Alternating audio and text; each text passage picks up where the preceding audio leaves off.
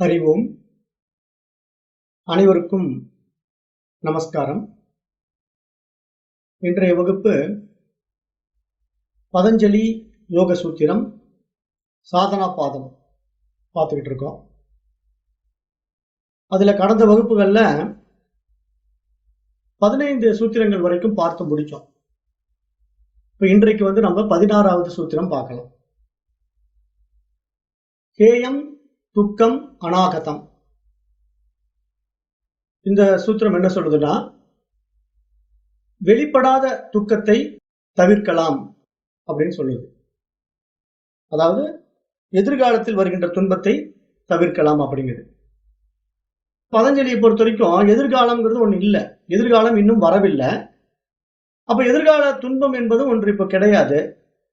பிறகு எதற்காக பதஞ்சலி எதிர்கால துன்பங்களை தவிர்க்கலாம் அப்படின்னு சொன்னார்னா, இப்போ எதிர்கால துன்பம் என்பது நம்முடைய நிகழ்காலத்தில் தான் ஒளிந்து கொண்டிருக்கின்றது அப்படிங்கறத நம்ம நல்லா புரிஞ்சுக்கணும். அதை வச்சுதான் இங்க சொல்றாரு எதிர்கால துன்பத்தை தவிர்க்கலாம் அப்படின்னு சொல்றாரு. இப்ப நம்ம ஏற்கனவே என்ன பார்த்தோம்? பல துன்பங்களை பார்த்தோம். அதுல கடைசியா பரிணாமம், தாபம், சம்ஸ்காரம் அப்படின்ட்டு பல துன்பங்களை ஒவ்வொன்றாக பார்த்து கொண்டு வந்தோம். அவ்வாறு நிகழ்ந்த துன்பங்களை நம்மால் ஒன்றும் செய்ய முடியாது. அவைகள் எல்லாம் நடந்து முடிந்து போனவைகள்.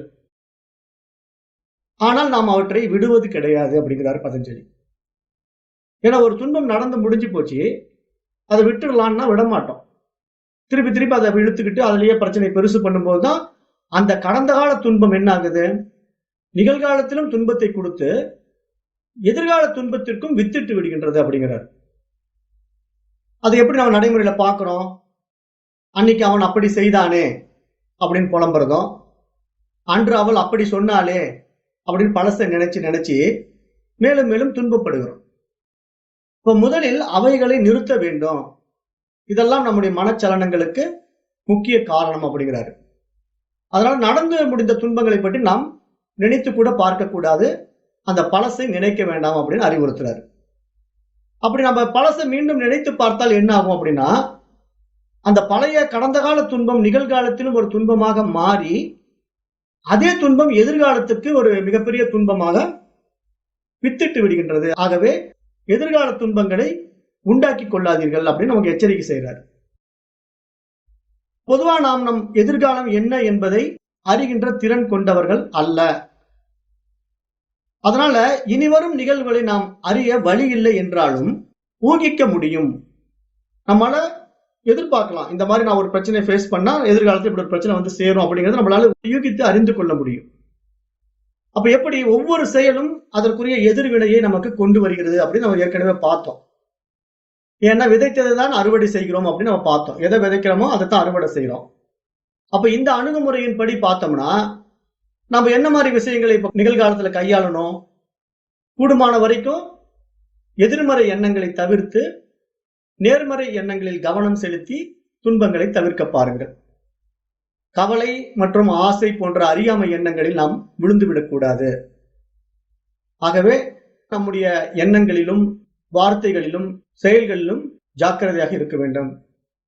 அதை நாம் நன்றாக நினைவில் கொள்ள வேண்டும் அப்படின்னு இங்கே சுட்டி காட்டுகின்றார். எதிர்கால துன்பங்களை தவிர்க்க வேண்டும் அப்படின்ட்டு இந்த சூத்திரத்துல சொல்றார். கேயம் துக்கம் அநாகதம் அப்படின்னு இந்த சூத்திரத்துல சொல்றார். அடுத்து 17வது சூத்திரத்துல என்ன சொல்றார் அப்படின்னு பார்ப்போம்.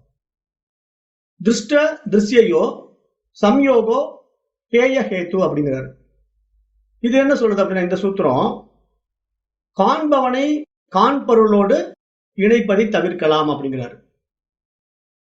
அதாவது காண்பவன் காணப்படும் பொருள் அப்படின்னு இருக்குது இல்லையா, அதை ரெண்டையும் இணைக்க கூடாது, அதை தவிர்த்து கொள்ள வேண்டும் அப்படிங்கிறார். அதாவது அனுபவிப்பவனும் அனுபவிக்கப்படுவதும் ஆகிய இரண்டுக்கும் உள்ள தொடர்பு தவிர்க்கப்படக்கூடியது. துன்பங்களுக்கு அதுவும் ஒரு காரணம் அப்படின்னு சொல்றார். அது எப்படிங்க அப்படின்னு பார்த்தோம்னா, இப்ப நம்ம ஜென்ரலா இப்ப துன்பங்களுக்கு தீர்வு தந்துடுறோம் அப்படின்னு பதஞ்சலி சொன்ன உடனே சரி நமக்கு எல்லா துன்பங்களுக்கும் ஒரு விடை கிடைத்து விடும் போல் இருக்கு அப்படின்னு நம்ம நினைச்சுக்க கூடாது. ஒவ்வொரு துன்பமும் ஒவ்வொரு விதம். துன்பங்கள் பல வகை. அதாவது உடல் துன்பம், உள்ள துன்பம், பொருளாதாரத்தினால் வரும் துன்பம், சட்ட சிக்கல்களினால் வரும் துன்பம், உறவுகளினால் வரும் துன்பம் அப்படின்ட்டு பல பல துன்பங்கள் இருக்கின்றன நம்ம ஏற்கனவே பார்த்தோம். ஆனா அந்த பலவாறான துன்பங்களுக்கு ஒரே ஒரு தீர்வு இருக்க முடியாது. ஏன்னா ஒவ்வொரு துன்பத்துக்கும் ஒவ்வொரு விதமான தீர்வு தான் கொடுத்தாக வேண்டும். அப்போ இந்த துன்பங்களுக்கு உள்ள காரணங்களை எல்லாம் தொகுத்து இந்த மாதிரி துன்பங்களுக்கு இதுதான் வழி அப்படின்னு நமக்கு வழிகாட்டுகின்றார் பதஞ்சலி முனிவர். அதை நம்ம ஒவ்வொன்றா ஆராய்ச்சி பண்ணி பார்த்து நம்முடைய மனதிலே நாம் சுய விசாரம் பண்ணி பார்த்து அதற்கான விடையை நாம் அறிந்து கொள்ள வேண்டும். இப்ப நமது துன்பம் எப்படிப்பட்ட துன்பம் என்பதை நாம் தான் கண்டுபிடிக்க வேண்டும். அதை கண்டு கொண்ட பின் அதை தீர்க்க யோக சூத்திரங்கள் என்ன சொல்கிறது என்று அறிந்து அதன்படி செயல்பட வேண்டும். அதுக்கு நம்ம என்ன செய்யணும்? நம்ம இடத்துல சிறிது உழைப்பும் கொஞ்சம் அறிவும் வேண்டும். ஏன்னா இதெல்லாம் ரொம்ப நுட்பமான விஷயங்களா இருக்கிறதுனால கொஞ்சம் ஆழ்ந்து சிந்தித்து நம்ம செயலாற்றும் பொழுதுதான் அதுல பிரச்சனைகள் இல்லாம நம்ம போக முடியும். நம் மனம் போன போக்கில செயல்களை செய்தோம் என்றால் அது எதிர்கால துன்பமாக நமக்கு மாறிவிடும் அப்படிங்கறத பதஞ்சலி சுட்டி காட்டுகின்றார். அப்ப எந்த ஒரு முயற்சியையும் ஒழுங்காக செய்யாமல் முழு சோம்பேறியாக இருந்து கொண்டு எனது துன்பங்களுக்கு யோக சாஸ்திரம் சரியான தீர்வை சொல்லவில்லை, இது என்ன பெரிய யோக சாஸ்திரம் என்று அழுத்துக் கொள்வதில் அர்த்தம் இல்லை அப்படிங்கிறார். இது யோக சாஸ்திரத்துக்கு மட்டுமல்ல, எதை படித்தாலும் இது பொருந்தும் அப்படின்னு சுட்டி காட்டுறாரு. இப்ப நடைமுறையில் நிறைய பேரை பாருங்களேன், நான் பகவத்கீதை படிக்கிறேன் அப்படின்ட்டு கீதை படிச்சுட்டு இருப்பாங்க. இப்ப ராமாயணம் படிக்கிறேன் அப்படின்னு ராமாயணம் படிப்பாங்க. திருக்குறள், திருமந்திரம் அப்படின்னு எல்லாத்துக்குமே இது பொருந்தும். ஏன்னா திருக்குறளை ஒரு 1330 குறட்பாக்களை படித்து விட்டேன், ஆனாலும் என் துன்பம் குறைந்த பாடில்லை என்றால் எப்படி குறையும்? இப்ப ஒருத்தர் சொல்லுவாரு, நான் சுந்தரகாண்டம் படிச்சேன், இப்ப சுந்தரகாண்டம் படித்த உடனே என்னுடைய துன்பம் எல்லாம் குறையும் என்று சொன்னார்கள், ஆனால் நான் சுந்தரகாண்டம் படித்து என்னுடைய துன்பம் குறையவே இல்லை அப்படின்னு நிறைய பேர் அழுத்துக்கிறத நம்ம பார்க்கிறோம். அப்போ என்ன இங்க புரிந்து கொள்ளணும்? படித்தால் மட்டும் போதாது, அதில் என்ன சொல்லி இருக்கின்றது என்று அறிந்து அதன்படி செயல்பட வேண்டும். ஆனா இன்னைக்கு என்ன பண்றாங்க, பெரும்பாலானவர்களும் இந்த ஆன்மீக விஷயங்களுக்குள்ள வர்றவங்க எல்லாமே அப்படியே அதை ஒரு மனப்பாட பகுதி மாதிரி பாக்குறாங்க. இப்ப திருவாசகம் அப்படின்னு எடுத்துக்கிட்டீங்கன்னா, திருவாசகத்தை அப்படியே மனப்பாட பகுதியா ஒப்பிக்கிற கூட்டத்தை நிறைய பார்க்கலாம். இப்ப சுந்தரகாண்டம் படிங்க அப்படின்னு சொன்னா, சுந்தரகாண்டத்துல என்ன உண்மையை சொல்லியிருக்காங்க அப்படின்னு படிக்காம, அது எதை நம்ம படிச்சா நம்ம துயரங்கள் தீர்ந்து விடும் போல் இருக்கு அப்படிங்கிற கூட்டங்கள் தான் நிறைய பார்க்க முடியுது. அப்புறம் நிறைய பேர் என்ன பண்றாங்கன்னா, இப்ப மந்திரங்கள் எல்லாம் தெரிஞ்சு வச்சுக்குவாங்க. இந்த மந்திரம் சொன்னா நல்லது, அந்த மந்திரம் சொன்னா நல்லது, இந்த தெய்வீக பாடல்கள் ஒழித்தா நல்லது அப்படின்ட்டு வீட்டுல அந்த பாடல்களை போட்டு விட்டா நமக்கு அப்படியே சுபிட்சம் வந்துடும், சுபம் வந்துடும் அப்படின்னு நினைக்கிறாங்களே தவிர, அந்த பாடல்களிலோ அந்த மந்திரங்களிலோ உள்ள உள்ளார்ந்த பொருள்களை தெரிந்து கொள்ள தயாராக இல்லை யாருமே. அப்போ அது மாதிரி அந்த விஷயங்களை தெரிந்து கொள்ளாம மேலோட்டமாக அதை படிப்பதினாலோ கேட்பதினாலோ எப்படி அவருடைய துன்பங்கள் தீரும்? அப்ப இந்த ஒரு பகுத்தறிவும் இந்த புரிதலும் பெரும்பாலானவர்களிடத்தில் இல்லை அப்படிங்கிறத இங்க பதஞ்சலி சுட்டி காட்டுறாரு. ஏன்னா நிறைய விஷயங்களை படிக்கிறாங்க, நான் அதை படிச்சேன், இதை படிச்சேன், அந்த இது எனக்கு தெரியும், இந்த இது எனக்கு தெரியும் சொல்லி என்ன பிரயோஜனம் இருக்கு? படிக்கிறீங்க, ஆனா அதுல என்ன சொல்லப்பட்டிருக்குங்கிறத அதனுடைய உட்பொருளை உள்வாங்கி அதன்படி நாம் நடந்தோமா, நடக்க முயற்சிக்கின்றோமா அப்படின்னு நம்ம பார்க்கறதே கிடையாது. அப்ப நிறைய பேர் படித்துக்கொண்டே இருப்பார்கள், ஆனால் அதில் சொல்லப்பட்ட செயலை செய்ய மாட்டார்கள். அவர்களிடத்திலே செயல் இருக்காது. கேட்டா என்ன சொல்லுவாங்க? இதெல்லாம் என்னுடைய நடைமுறைக்கு ஒத்து வராதுங்க என்று தள்ளி விடுவார்கள். இது மாதிரி பெரும்பாலானவர்கள் இருக்கிறார்கள். இப்ப இந்த சூத்திரத்தில் என்ன சொல்றாருன்னா, நமக்கு வரும் துன்பங்களுக்கு மிகப்பெரிய காரணம் நாம் எதை அனுபவிக்கிறோமோ அதை நாமவே நாம் பாவித்துக் கொள்வதால் வருகின்ற துன்பம் அப்படிங்கிறார். அது என்ன அனுபவிப்பது, பாவிப்பது அப்படின்னு யோசனை பண்ணி பார்த்தோம்னா, இப்ப பொதுவா இப்ப நம்ம உங்களை கேட்கிறோம், நீங்கள் யார் அப்படின்னு உங்ககிட்ட ஒரு கேள்வி கேட்கிறேன் நான். நீங்கள் யார் என்று கேட்டால் என்ன சொல்வீர்கள்? ஒண்ணு இந்தியன் அப்படின்னு சொல்லுவீங்க, இல்லைன்னா இந்துன்னு சொல்லுவீங்க, இல்லைன்னா கிறிஸ்துவன், முஸ்லீம், தென்னிந்தியன், வட இந்தியன், அல்லது ஜாதியை எடுத்துக்கிட்டு செட்டியார், முதலியார், அல்லது படித்த படிப்பை வைத்துக் கொண்டு நான் டாக்டர், வழக்கறிஞர், என்ஜினியர் அப்படின்னு ஏதாவது ஒண்ணு சொல்லுவீங்க இல்லையா? ஆனா உண்மையில் நீங்கள் இந்தியனா? யோசித்து பார்க்க வேண்டும். ஏன்னா நாம் இந்தியாவில் வசிக்கிறோம், அவ்வளவுதான். இப்ப இந்தியாவில் நிலம், நீர், காற்று அது தரும் வசதிகளை அனுபவிக்கின்றோம். இந்த அனுபவிக்கப்படும் பொருள் சிறிது சிறிதாக உங்களோடு கலந்து விடுகின்றது. அதன் காரணமாக நான் இந்தியன் என்று ஆகிவிடுகிறது.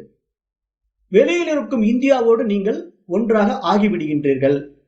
ஆனால் நீங்கள் இந்துவா அப்படின்னு நம்ம யோசிக்க சொல்றார் பதஞ்சலி முனிவர். ஏன்னா இந்தியாவில் இந்து மத கோட்பாடுகளை கடைபிடிக்கிறீர்கள். அதுபோல சாலை விதிகளையும் நீங்கள் கடைபிடிக்கின்றீர்கள். வருமான வரி விதிகளையும் நீங்கள் கடைபிடிக்கின்றீர்கள். ஒவ்வொன்றுக்கும் ஒரு விதிமுறை இருக்கு. இந்து மத கோட்பாட்டுக்கு ஒரு விதிமுறை இருக்கு, சாலை விதிமுறைகள் இருக்கு, வருமான வரி விதிமுறைகள் இருக்கு. இப்ப நீங்க சாலை விதிமுறைகளை கடைபிடிப்பதனாலே யாராவது நான் ஒரு சாலை அப்படின்னு சொல்லிக் கொள்கிறீர்களா? கிடையாது இல்லையா? அப்படி சொன்னா என்ன நினைப்பாங்க? வேற மாதிரி நினைப்பாங்க. யாராவது என்ன சாலை விதியை படிச்சுட்டு நான் ஒரு சாலை அப்படின்னு சொன்னான்னா, சரி ஏதோ இவனுக்கு கண்டுகிச்சு, பைத்தியக்காரன் போல் இருக்கு, மனநோயாளி போல் இருக்குன்னு சிந்திக்க ஆரம்பித்து விடுவார்கள். ஆனால் மத கோட்பாடுகளை கடைபிடிப்பவர்கள் அந்த மதமாகவே மாறிவிடுகிறார்கள். நான் இந்து, நான் முஸ்லீம், நான் கிறிஸ்துவன் என்று கூறிக்கொள்கிறார்கள். அதுவே சாலை விதிகள் அடங்கிய புத்தகத்தை ஒருவர் எரித்தால் கோபம் வருவதில்லை.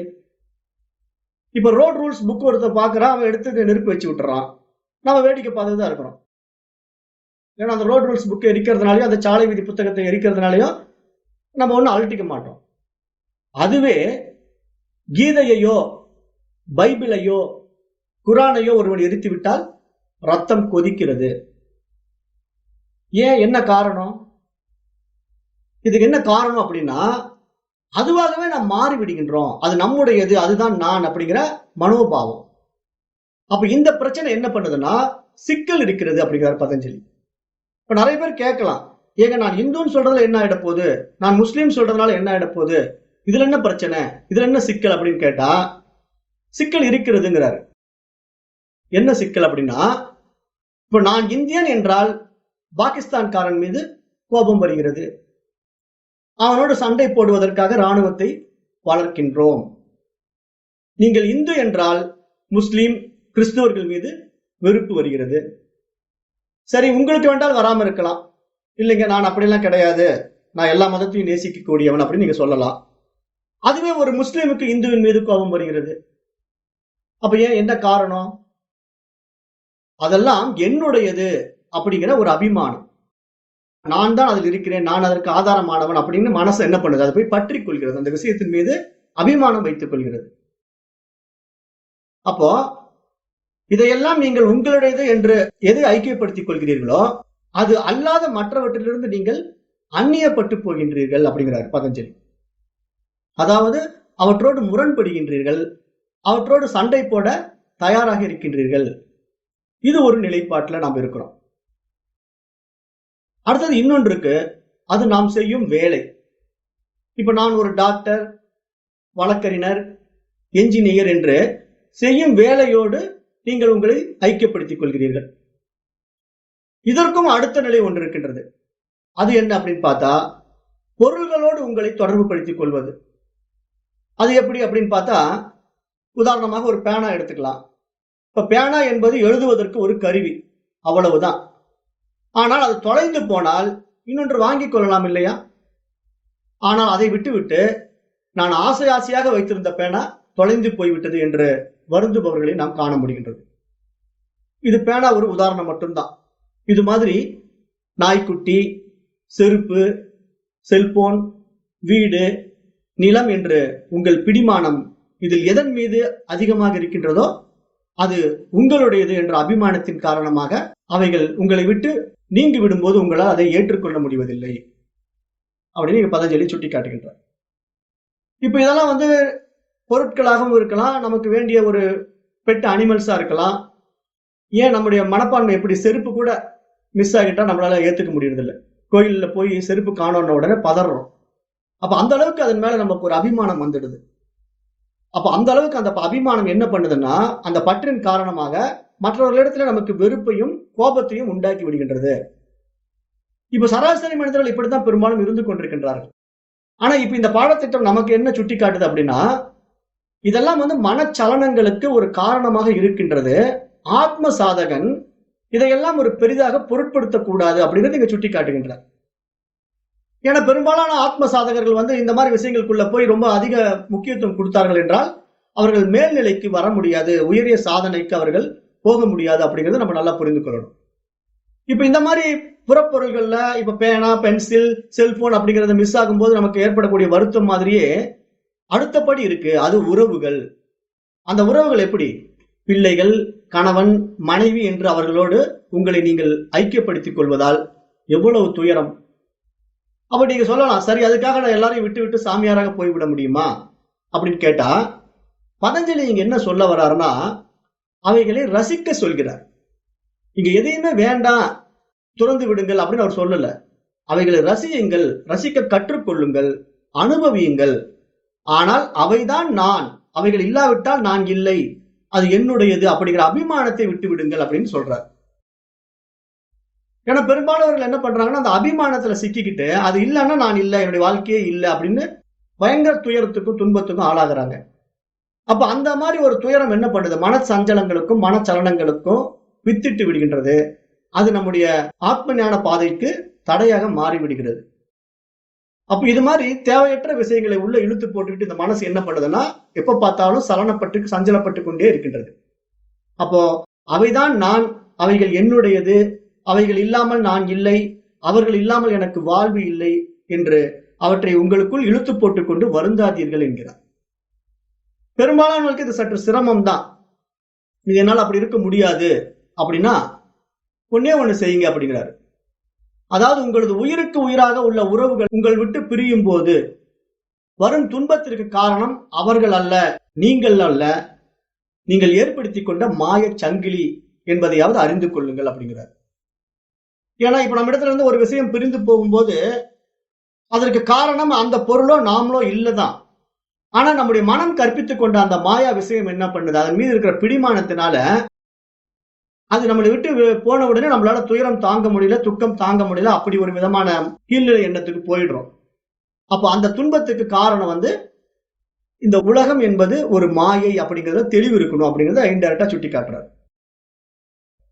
அப்ப அந்த மாதிரி ஒரு தெளிவும் ஒரு புரிதலும் இருந்துட்டா அந்த அபிமானம் நம்மை விட்டு தானாகவே நீங்கிவிடும். ஏன்னா இது என்னுடையதுங்கிற அபிமானம் இருக்காது, நானுங்கிற அபிமானம் இருக்காது. அப்ப இவைகள் எல்லாம் நம்ம விடும் பொழுது மட்டும்தான் நம்முடைய துன்பம் குறையும் அப்படிங்கறதுல நம்ம தெள்ள தெளிவாக இருக்கணும். அடுத்தது இவைகள் எல்லாவற்றையும் விட இன்னொரு முக்கியமான விஷயத்தை பதஞ்சலி சுட்டி காட்டுறார்.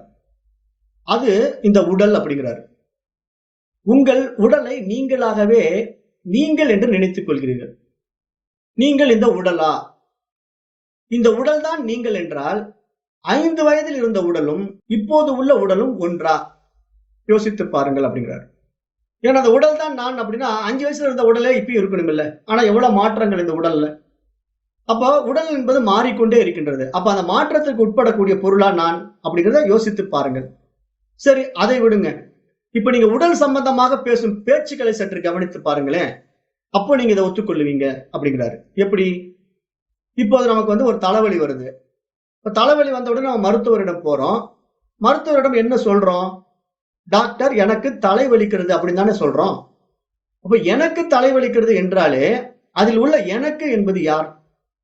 யோசித்து பார்க்கணும். என் உடல்நிலை சரியில்லாத காரணத்தினால் 2 நாள் எனக்கு விடுமுறை தேவை அப்படின்னு அலுவலகத்துல விடுப்பு கேட்கிறோம். அப்ப என் உடல்நிலை சரியில்லாத காரணத்தினால் என்றால் அப்ப நான் வேறு என் உடல் வேறு என்று தெரிகிறது அல்லவா? அப்ப அவ்வாறேதான் இது என்னுடைய பணம் என்றால் நான் வேறு என் பணம் வேறு என்று தெரிகிறது அல்லவா?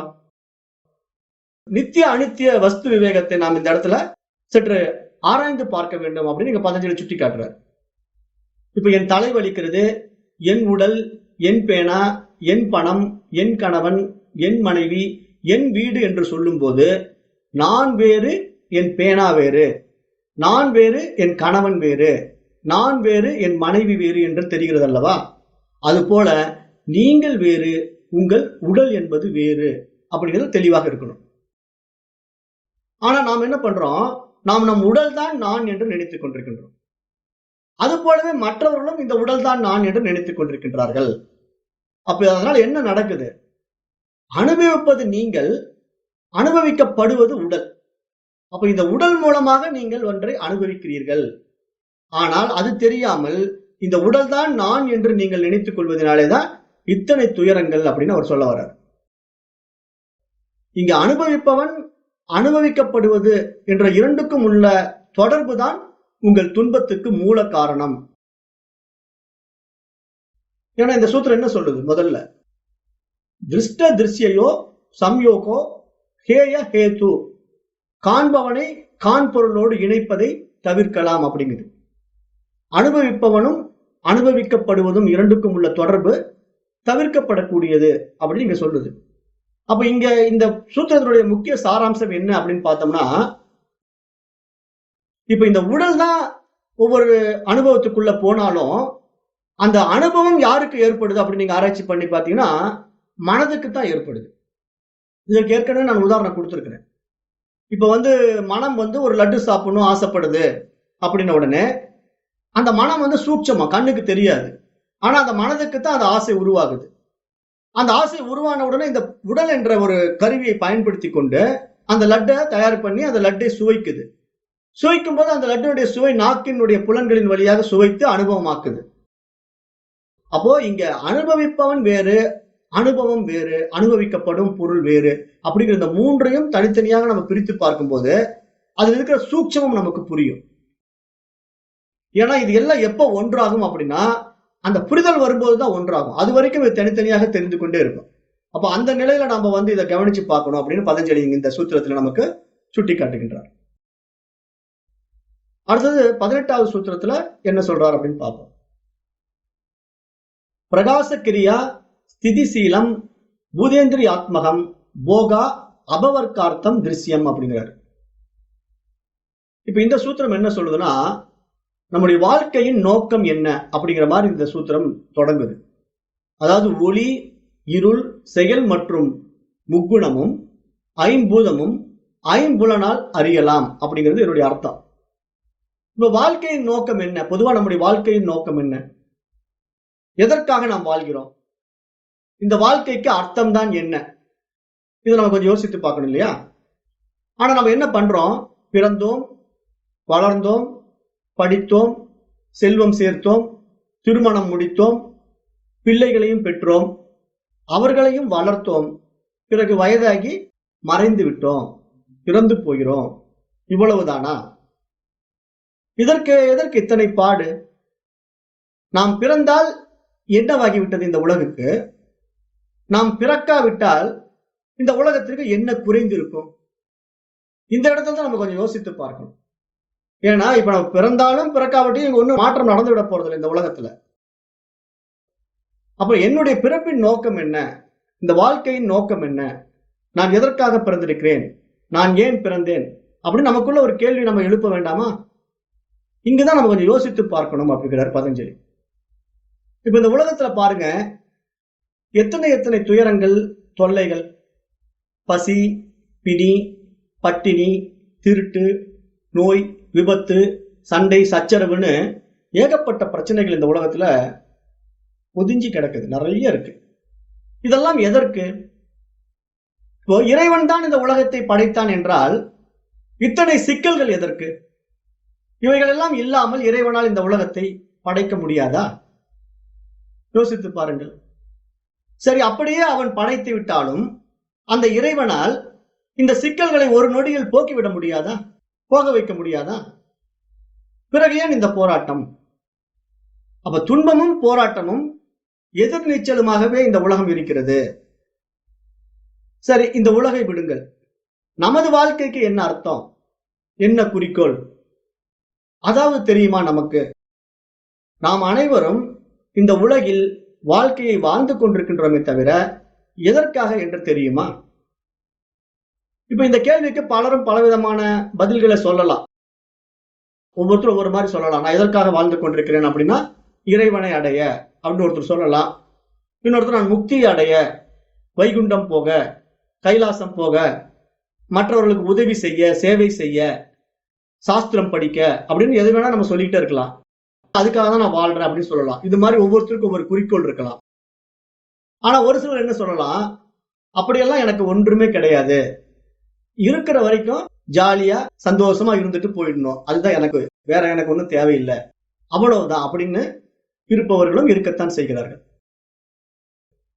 அப்ப இதுல நம்ம என்ன தெரிஞ்சுக்கணும் அப்படின்னா, அவரவர்கள் ஏற்றி வைத்துக் கொண்ட எண்ணங்கள் போல வாழ்கிறார்கள். இதிலே ஆத்ம சாதகர்களாக அந்த ஆதியுடன் சமமாக விரும்பும் நாம் இவைகளில் முதலில் எது உண்மை எது பொய் என்பதை ஆராய்ந்து பார்க்க வேண்டும். அதாவது எது நித்தியம் எது அனித்தியம் என்பதை நாம் ஆராய்ந்து பார்க்க வேண்டும். அப்படி பார்க்கும்போது இவைகளில் கற்பனையானவற்றை முதலில் நாம் ஒதுக்கிவிட வேண்டும். எவையெல்லாம் கற்பனை அப்படின்னு தெரியுதோ அதையெல்லாம் முதலில் நாம் ஒதுக்கிவிட வேண்டும். இப்ப அந்த அடிப்படையில இப்ப நம்ம பார்க்கக்கூடிய விஷயங்கள்ல என்ன இங்க இருக்கு, ஆன்மீகத்திலையும் லௌகிகத்திலையும் அப்படின்னு பாத்தீங்கன்னா, இப்ப ஆன்மீகத்துல பாத்தீங்கன்னா சொர்க்கம், வைகுண்டம், கைலாசம் அப்படிங்கிற விஷயங்கள் எல்லாம் ஒரு கற்பனையான விஷயங்கள். அதாவது அடைய வேண்டும் என்று விரும்புபவர்களுக்கு அதை பற்றி தெரியாது, மற்றவர்கள் அதை அடைந்தார்களா என்பது நமக்கு தெரியாது. ஏன்னா அதை நம்ம நேர்ல பார்த்ததில்லை. யாருமே சொர்க்கமோ வைகுண்டமோ போயிட்டு வந்துட்டு இப்படிதான் சொர்க்கம் இருந்ததுங்க, வைகுண்டம் இப்படிதான் இருந்தது, நான் இந்த மாதிரி அனுபவிச்சேன் அப்படின்னு யாரும் நமக்கு சொல்லவும் கிடையாது. போயிட்டு யாரும் சொல்லல, கேள்விப்பட்ட விஷயம்தான். அப்ப கேள்விப்படுற விஷயங்கள் நமக்கு கற்பனையான விஷயமாக இருக்கிறதுனால கதை புத்தகத்துல படிக்கும் போது எப்படி நம்ம கற்பனையான கதாநாயகனை பார்த்து அவன மாதிரியே கணவன் வர வேண்டும் என்று ஆசைப்படுவது போல இந்த வைகுண்டம் சொர்க்கம் போன்ற விஷயங்களை படித்து விட்டு அது மாதிரி ஒரு இடத்துக்கு நான் போகணும் அப்படின்னு நிறைய பேர் ஆசைப்பட்டு கொண்டிருக்கிறார்கள் அல்லவா. அதெல்லாம் அவருடைய அறியாமை அப்படின்னு பதஞ்சலி சுட்டி காட்டுகின்றார். அது தெரியாம அவர்கள் முயற்சி செய்து கொண்டே இருக்க வேண்டியதுதான். ஆனால் அதை அவர் அடைந்தார்களா இல்லையா என்று யாருக்கும் தெரியாது. ஆகவே இது போன்ற கற்பனையானவற்றை எல்லாம் விட்டு விடலாம். முதல்ல இதெல்லாம் விட்டு விடலாம். பதஞ்சலி பொறுத்த வரைக்கும் நம்முடைய நேரடி அனுபவத்தில் நம்மால் சரிபார்க்க முடியாத எதையும் சொல்லவே மாட்டார். அதாவது அனுபவமா இருக்கணும். எதா இருந்தாலும் அனுபவமற்ற விஷயங்கள் பதஞ்சலி கிட்ட வெளிப்படவே வெளிப்படாது. அதனால மூட நம்பிக்கை என்பதெல்லாம் அவரிடத்தில் கிடையவே கிடையாது. ஏதோ ஒருத்தர் சொல்லிட்டாங்க அது உண்மையா இருக்கும் போல் இருக்கு அப்படிங்கிற ஒரு நம்பிக்கையின் அடிப்படையில நம்ம வாழக்கூடாது. நம்மிடத்தில் இருக்கக்கூடிய புத்தி சக்தியை கொண்டு நன்மை தீமைகளை பகுத்தறிய வேண்டும், உண்மை பொய்யை பகுத்தறிய வேண்டும், நித்திய அனித்திய வஸ்து விவேகம் உண்டாக வேண்டும் அப்படிங்கிறத இங்க சுட்டி காட்டுறார். அப்ப இந்த மாதிரி விஷயங்களுக்கு எந்த ஒரு நம்பிக்கையும் நமக்கு தேவையில்லை என்பது அவர் பாணி, பதஞ்சலியுடைய பாணி. அப்போ ஆன்மீகத்தில் அது மாதிரி ஒரு விஷயங்கள் இருந்ததுன்னா லௌகீகத்துல என்ன மாதிரி விஷயங்கள் இருக்கு தெரியுமா? பணம், செல்வாக்கு, பதவி, புகழ், பிறருக்கு உதவுவது போன்ற குறிக்கோள்களை வைத்துக் கொண்டிருக்கின்றார்கள். அவைகளை எட்டி பிடிக்க முடியுமா அப்படின்னு கேள்வி கேட்கிறார். ஏன்னா இப்ப பணம், செல்வாக்கு, புகழ், பதவி அப்படிங்கிற ஒரு விஷயத்துக்குள்ள நம்ம ஏற்றி வைத்துக் கொண்டு அதை நோக்கி பயணிக்கிறோம். அதாவது இந்த உலகியல் வாழ்க்கையிலே இவ்வளவு செல்வம் எனக்கு போதும், இவ்வளவு அறிவு எனக்கு போதும், இவ்வளவு புகழ் வந்தால் எனக்கு சந்தோஷம் அப்படின்னு ஏதாவது ஒரு வரையறை, ஒரு நியதி வைத்துக் கொண்டிருக்கின்றோமா? அப்படியெல்லாம் ஒன்றும் இல்லை. ஏன்னா பணம் எவ்வளவு சம்பாதித்தாலும் சம்பாதிச்சுட்டே இருக்கலாம்னு மனசு சொல்லும். சரி எனக்கு இவ்வளவு தூரம் சம்பாதிச்சுட்டேன், இந்த பணம் போதும் அப்படின்னு மனசு நிறைவாகுமானா என்றைக்கும் நிறைவாகாது. சரி ஒரு புகழ் தான் வந்துடுச்சு, ஒரு விஷயத்துல நல்ல ஒரு புகழ் கிடைச்சிடுச்சு அப்படின்னா அந்த புகழ் தக்க வைத்துக் கொள்வதற்காக மீண்டும் மீண்டும் இந்த மனம் போராடும், வேற வேற காரியங்கள்ல ஈடுபட்டு கொண்டே இருக்கும். பதவியும் அப்படித்தான். ஒரு பதவி வந்துடுச்சு, இப்ப அந்த பதவி நிரந்தரமானா இல்ல, ஒரு குறிப்பிட்ட வருடங்களுக்கோ அல்லது குறிப்பிட்ட காலங்களுக்கோ அந்த பதவி இருக்கும். அப்புறம் அந்த பதவி வேறொருத்தருக்கு மாற்றி கொடுக்கப்படும். ஆனாலும் நம்ம மனசு ஒத்துக்காது, அந்த பதவியில நம்ம தொடர்ந்து நிக்கணும் அப்படின்னு போராடும். அப்ப இது மாதிரி நிலையற்ற விஷயங்களை நோக்கி மனிதன் ஓடிக்கொண்டிருக்கின்றான். எது உண்மை எது பொய் என்பது அவன் தெரியாமல் அலைந்து கொண்டிருக்கின்றான் அப்படின்னு பதஞ்சலி சுட்டி காட்டுகின்றார். எதற்கும் ஒரு எல்லை கோடே இல்லை எனும் போது இது போன்ற முடிவில்லாத ஒன்றை துரத்துவதில் ஏதாவது அர்த்தம் இருக்கிறதா? இது எப்படி இருக்கிறது தெரியுமா? நாய் தன் வாளை பிடிக்க முயல்வது போல அப்படிங்கிறார். இப்ப நாயை பாத்தீங்கன்னா அதனுடைய வால் பின்னாடி இப்படி சுருண்டு நின்று இருக்கும். இது திடீர்னு உடம்ப சுருக்கி அந்த பின்னாடி இருக்கிற வாளை கடிக்கிறதுக்கு முயற்சி பண்ணும். ஆனா அதுக்கு எட்டாது, அந்த நாய்க்கு அந்த வால் எட்டாது. ஆனா அப்படியே உடம்ப ரொம்ப வளைச்சு வளைச்சு சுருட்டி சுருட்டி அப்படியே சுத்தி ஒரு ரவுண்ட் அடிக்கும் நாய். ஆனா அதனால வாழை பிடிக்கவே முடியாது. அந்த கதை மாதிரி இங்க மனிதர்களும் அப்படியே வட்டம் அடித்துக் கொண்டிருக்கின்றார்கள் வாழ்க்கையிலே. நான் அதை செய்ய போறேன், இதை செய்ய போறேன், இதை பிடிக்க போறேன், அதை பிடிக்க போறேன் அப்படின்னு பதஞ்சலி நமக்கு சுட்டி காட்டுகின்றார். அப்ப நம்ம கேட்கலாம், பிறகு என்னதாங்க இந்த வாழ்க்கைக்கு அர்த்தம்? அப்படின்னு கேட்கலாம். என்ன இங்க நம்ம பார்க்க போறோம் அப்படின்னா, இந்த வாழ்வின் நோக்கம் எது என்பதை பற்றி இதுவரைக்கும் நம்ம பார்த்துக்கிட்டு இருந்தோம். பணம், செல்வம், அதிகாரம், புகழ், அன்பு, அரவணைப்பு, பாதுகாப்பு, வீடு பேறு, முக்தி, சொர்க்கம் என்று பட்டியல் போட்டுக்கொண்டே போனாலும் இவைகள் எல்லாம் எதற்கு என்ற கேள்வி வரும். ஏன்னா இப்ப ஒருத்தருக்கு பணம் எதற்கு, புகழ் எதற்கு, அதிகாரம் எதற்கு, இந்த கேள்வி வரணும் இல்ல. ஏன்னா ஒவ்வொருத்தரும் பணம் பணம்னு ஓடுறோம். எதற்காக பணம், எதற்காக புகழ், சொர்க்கம் எதற்கு அப்படின்னு கேள்வி கேட்டா, இந்த பட்டியலில் உள்ளவைகளை எல்லாம் அவைகளை அடைய வேண்டும் என்பதற்காக அல்ல, ஆனால் அவைகள் தரும் ஏதோ வேறு ஒன்றிற்காக என்பது புலப்படும்.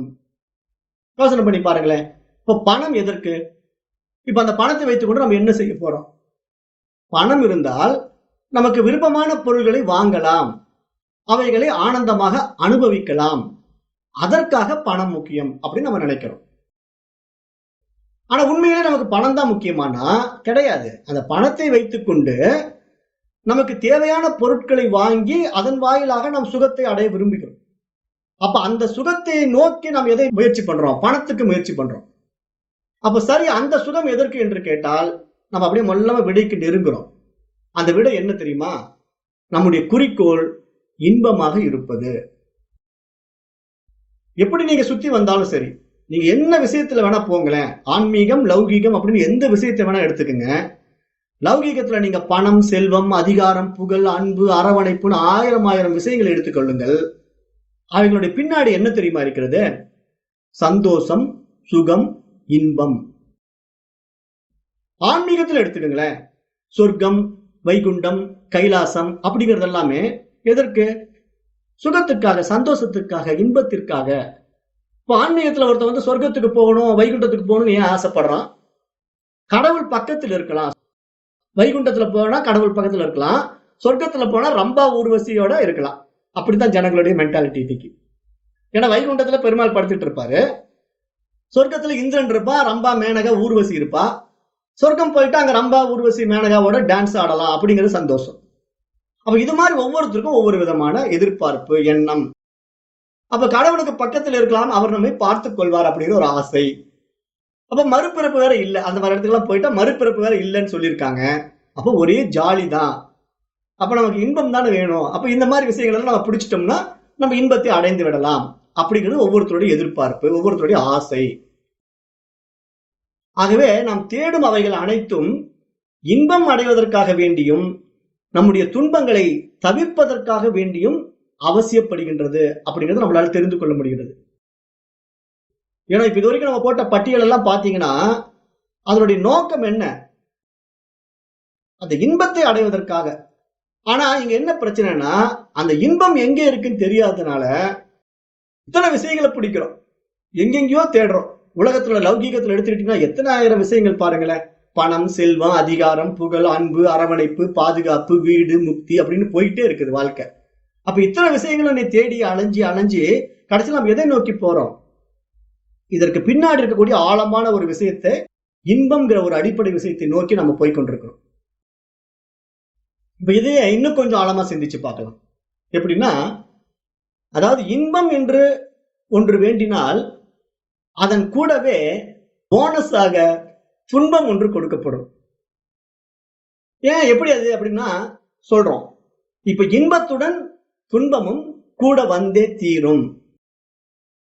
இந்த இரண்டையும் பிரிக்க முடியாது. அவைகள் இரண்டும் வேறு வேறு அல்ல. இன்பம் தலை என்றால் துன்பம் வாள் போன்றது. தலையை தூக்கினால் வாளும் கூடவே வரும். அதை தவிர்க்க முடியாது. எப்படி? நாணயத்தின் இரண்டு பக்கங்கள் போல. ஒரு காயின் எடுத்துக்கிறோம், அந்த காயின்ல ஒரு சைடு வந்து ஹெட், இன்னொரு சைடு வந்து டெயில். அப்ப அந்த காசுல ஒரு பக்கம் தலை, இன்னொரு பக்கம் வால். இப்ப அந்த நாணயத்தின் இரு பக்கங்களை நீங்க பிரிச்சிட முடியுமா? பிரிச்சுட்டு அந்த நாணயம் செல்லுபடி ஆகுமா? அப்போ பிரிக்க முடியாதது. இன்பமும் துன்பமும் பிரிக்க முடியாதது. அவ துன்பம் வரணும் அப்படின்னா அதுக்கு பின்னாடி இன்பம் இருக்கிறது, இன்பம் வரணும் அப்படின்னா அதன் பின்னாடி துன்பம் இருக்கிறது. அப்ப நாம் பார்த்த வரையிலும் ஒவ்வொரு இன்பத்துக்கு பின்னாலும் ஒரு துன்பம் இருக்கிறது. துன்பமே இல்லாத இன்பம் எது என்று சொல்லுங்கள் பார்க்கலாம். துன்பமே இல்லைங்க, இது ஒண்ணுதாங்க இன்பம் அப்படின்னு நீங்க சொன்னீங்கன்னா அதை நானும் அனுபவிக்க பார்க்கிறேன். அப்படி ஒன்றுமே இல்லை. நாம் என்ன நினைத்துக் கொண்டிருக்கிறோம்னா, சொர்க்கம், இறைவன் திருவடி போன்றவைகள் இன்பம் மட்டுமே தரக்கூடியவைகள், அவைகள் துன்பமே இல்லாதது என்று நாம் நினைத்துக் கொண்டிருக்கிறோம். அதனால அவற்றை அடைய நினைத்து அநேக பயிற்சிகளினாலும் ஒவ்வொருவரும் எத்தனையோ துன்பங்களை அனுபவித்துக் கொண்டிருக்கின்றோம் என்பதை நடைமுறையில் பார்க்கிறோம். எப்படி? இப்ப தவம் என்று கூறிக்கொண்டு ஊசி முனையில் நிற்பதும், நெருப்பில் காய்வதும், காட்டில் வாழ்வதும் என எத்தனையோ பேர் துன்பங்களை அனுபவித்துக் கொண்டிருக்கின்றார்கள். யோகா என்று கூறிக்கொண்டு உடலை வருத்துவதும், மூச்சை பிடித்துக் கொண்டு முக்குவதும் எத்தனையோ பேர் செய்து கொண்டிருக்கின்றார்கள். பக்தி என்று கூறிக்கொண்டு உண்ணா நோன்பும், பூ மிதிப்பதும், அழகு குத்துவதும், ஆணி செருப்பு போட்டுக் கொள்வதுமாக எத்தனையோ துன்பங்களை அனுபவித்துக் கொண்டிருக்கின்றார்கள். இப்ப இந்த துன்பங்களுக்கெல்லாம் காரணம் என்ன? இறைவனுக்காக, இறைவனை அடைய வேண்டும் என்பதற்காக இவற்றையெல்லாம் ஏற்றுக்கொள்கிறார்கள். ஆனா இறைவனை அடைவதனால் நமக்கு என்ன வரப்போகுது? இன்பம் வரப்போகின்றது. அப்ப அந்த இன்பத்தை அடைவதற்காக நான் என்ன செய்கின்றேன்? துன்பத்தை ஏற்றுக்கொள்கின்றேன் அப்படிங்கிற ஒரு மனப்பான்மை. அப்போ இவைகளும் துன்பம் தானே? யோசித்து பாருங்கள். ஏன்னா இப்ப நம்ம இன்பத்தை அடைவதற்கு நம்முடைய குறிக்கோளா இருக்குது, நம்முடைய கோலா இருக்கு. ஆனா அந்த இன்பத்தை அடைவதற்கு துன்பமே இல்லாமல் அடைந்து விட முடியுமா அப்படின்னு பாத்தீங்கன்னா முடியவே முடியாது. ஏனால் இன்பம் என்றால் அதன் பின்னால் ஒரு துன்பம் இருக்கின்றது அப்படிங்கறத நம்ம நல்லா புரிந்து கொள்ள வேண்டும். அப்ப வெறும் இன்பம் மட்டுமே உள்ள ஒன்று எப்படி இருக்கும் அப்படின்னு நம்ம கண்டுபிடிக்கவே முடியாது. உதாரணத்துக்கு எடுத்துக்கங்களேன், இப்ப தாகம், பசி, தூக்கம் கூட துன்பம் தான். அது என்னங்க புதுக்கதையா இருக்குது? தாகம் துன்பம் ஆயிடுமா, பசி துன்பம் ஆயிடுமா, தூக்கம் துன்பம் ஆயிடுமா அப்படின்னு கேட்டா யோசிச்சு பாருங்க. இப்ப தாகத்துக்காக நீர் குடிக்கிறீங்க, ஆஹா என்ன ஒரு சுகம் அப்படின்னு சொல்றீங்க. ஆனா சுகம் தானே, நாள் முழுவதும் தண்ணி குடித்துக் கொண்டே இருங்களே பார்க்கலாம். இப்ப சுகம் அப்படின்னு அந்த தண்ணியை நீங்க கருதுறதா இருந்தா அது சுகமான பொருள் தானே, குடிச்சுக்கிட்டே இருக்க வேண்டியதானே? முடியுமா? முடியாது. அந்த தாகம் அடங்கிட்டா போதும் அப்படிங்கிற ஒரு நிறைவு நமக்கு வந்துடுது இல்லையா? அதற்கு மேல எவ்வளவு தண்ணி குடித்தாலும் குடிக்க மாட்டோமே. அப்ப சுகம் தண்ணியில் இருக்குதா? கிடையாது. ஏன்னா அது எங்க இருக்குது அப்படின்னு தெரியாதனால வெளியிருக்கிற விஷயங்களை பூரா ஏதோ சுகம் இருப்பதாக நம்ம தேடிக்கொண்டே இருக்கிறோம். இப்ப துன்பம் அப்படிங்கிற விஷயத்துல, தாகம்ங்கிற விஷயத்தை பார்த்த மாதிரி பசி எடுத்துக்கங்களேன். இப்ப பசிக்காக உணவு உண்டால் ஒரு சுகம் இருக்கத்தான் செய்யுது. நல்ல பசி இருக்குது, உடனே யாராவது சாப்பாடு கொடுக்குறாங்க, சாப்பிட்ட உடனே அப்பாடா திருப்தியா இருக்கு, நிம்மதியா இருக்கு அப்படின்னு சொல்றோம். ஆனா எனக்கு துன்பமே வேண்டாம் தானே நம்ம நினைக்கிறோம். வெறும் இன்பம் மட்டுமே வேண்டும் அப்படின்னு நம்ம எண்ணிக்கொள்வதனால இப்ப சுகத்துக்காக அந்த உணவை உண்டு கொண்டே இருப்போமா? யோசிச்சு பாருங்க. அந்த உணவு உண்ட உடனே நமக்கு ஒரு இன்பம் கிடைக்கத்தான் செய்யுது, சுகமா தான் இருக்குது. ஆனால் தொடர்ந்து அந்த உணவை உண்டு கொண்டே இருக்க முடியுமா? உண்டால் என்ன ஆகும்? மருத்துவமனைக்கு போய் சேர வேண்டியதுதான். சரி, எனக்கு பசிக்கவே கூடாது என்று யாராவது விரும்புவார்களா? சரி வேண்டாங்க, எனக்கு சாப்பிடலைங்க, நான் பசிக்கவே எனக்கு கூடாது, பசியே எடுக்கக்கூடாது அப்படின்னு யாராவது சொன்னா யார் அப்படி விரும்புவான்? பசி இல்லை என்றால் உடனே நம்ம என்ன பண்றோம்? உடனடியா போய் டாக்டர் பாக்குறோம். டாக்டர் எனக்கு பசியே இல்லை, ஏதாவது டானிக் கொடுங்க, பசி எடுக்க மாட்டேங்குது அப்படின்னு டாக்டர் கிட்ட போறோம். அப்ப பசி துன்பம் என்றால் அதை ஏன் நாம் வேண்டி விரும்பி கேட்கிறோம்? இப்ப நம்ம என்ன நினைச்சுக்கிறோம்? பசிங்கிறது ஒரு துன்பமான விஷயமாக பார்க்கிறோம், அதற்கு உணவு கொடுப்பதை ஒரு இன்பமான விஷயமாக பார்க்கிறோம். ஆனா பசி துன்பம் தானே, அப்புறம் ஏன் அதை கேட்கறீங்க? பசி வேண்டான்னு விட்டுற வேண்டியது தானே. ஆனா முடியாது. அப்போ நாளெல்லாம் ஓடி ஆடி உழைக்கிறோம், அடுத்து வீட்டுக்கு வருகிறோம், ஒரே அசதி. சரி சாப்பிட்டு விட்டு தூங்குறோம், நல்ல ஒரு சுகமான தூக்கம் கிடைக்குது. அப்படியே தூங்கிட்டே இருக்க வேண்டியது தானே, நல்ல சுகம் தானே. தூக்கம் என்பது ஒரு நல்ல சுகம் தரக்கூடிய பொருள் தானே, இன்பம் தரக்கூடிய பொருள் தானே. அப்ப நீங்க அப்படியே எழுந்திருக்காம தூங்கிட்டே இருக்க வேண்டியது தானே. முடியாது. அப்ப காரணம், ஒரு இன்பத்தை அனுபவிக்க வேண்டும் என்றால் அதன் கூடவே துன்பம் கட்டாயம் வரும், வந்தே தீரும், இதை தவிர்க்க முடியாது அப்படின்னு பதஞ்சலி இங்க சுட்டி காட்டுகின்றார். தாகம் இல்லாவிட்டால் தண்ணீர் குடிப்பதின் சுகம் நமக்கு தெரியாது. இப்ப தண்ணீர்ல இருக்கக்கூடிய சுகம் நமக்கு எப்படி தெரியும்? தாகம் இருந்தா தான் தெரியும். பசி இல்லாவிட்டால் உணவின் சுகம் நமக்கு தெரியாது. உழைப்பு இல்லாவிட்டால் உறக்கத்தின் சுகம் நமக்கு தெரியாது. அப்ப அறியாமையின் வழி இல்லாவிட்டால் அறிவின் ஆனந்தம் நமக்கு புரியாது அப்படின்னு இங்க பதஞ்சலி மிகப்பெரிய ஒரு ஆழமான உண்மையை நமக்கு சுட்டி காட்டுகின்றார். ஏன்னா நம்ம என்ன நினைச்சிட்டு இருக்கிறோம், அந்த இன்பம் மட்டும்தான் எனக்கு வேணும், துன்பம் வரவே கூடாது அப்படின்னு நினைச்சிட்டு இருக்கோம் பாருங்க. அந்த மென்டாலிட்டியை நம்மளுக்கு மாத்தணும் அப்படிங்கறத இங்க பதஞ்சலி சுட்டி காட்டுகின்றார். அப்படியானால் எந்த ஒரு இன்பமும் இன்பமாகவே இருக்க வேண்டும் என்றால் நடுநடுவே கொஞ்சம் துன்பம் வர வேண்டும். அதாவது கடிகாரத்தின் பெண்டுலம் போல அது எப்படி இடது பக்கம் எவ்வளவு தூரம் போகின்றதோ அதே அவ்வளவு தூரம் அது வலது பக்கம் வந்தே தீரும். அதுபோல இன்பமும் துன்பமும் இரண்டும் பிரிக்க முடியாதது. இப்ப இந்த இரண்டையும் கடந்து போவதுதான் நம்முடைய வாழ்க்கையின் குறிக்கோள். இங்க பதஞ்சலி என்ன சொல்றாருன்னா, இப்ப வாழ்க்கை என்பது என்ன, எதற்காக நாம் வாழ்கிறோம் அப்படின்னு நம்ம கேள்வி கேட்டோம் இல்லையா? அப்ப இந்த வாழ்க்கையினுடைய உண்மையான நோக்கம் என்ன தெரியுமா? இந்த இன்பமும் துன்பமும் இல்லானே அப்படிங்கிற நிலைக்கு நம்ம உயரணும். ஏன்னா இன்பமும் துன்பமும் இல்லாத நிலை எதுவோ அந்த நிலைக்கு நம்ம போகணும்.